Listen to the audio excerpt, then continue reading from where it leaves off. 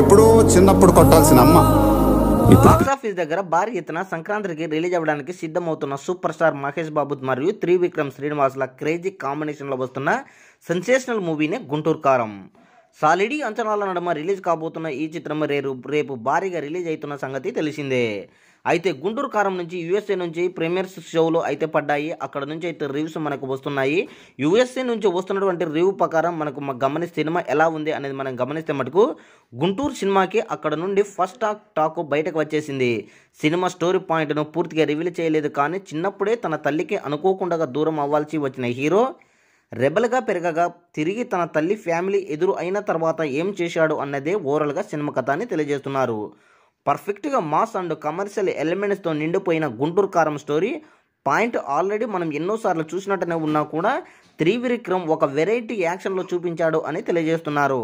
Trivikram mark సీన్స్తో hero ఎలివేషన్స్తో నిండిపోయి first half commercial ఎలిమెంట్స్తో నిండిపోయి second హాఫ్లో కొన్ని ఎమోషనల్ అండ్ మాస్ సీన్స్తో ఆకట్టుకుంటుంది అని తెలియజేస్తున్నారు.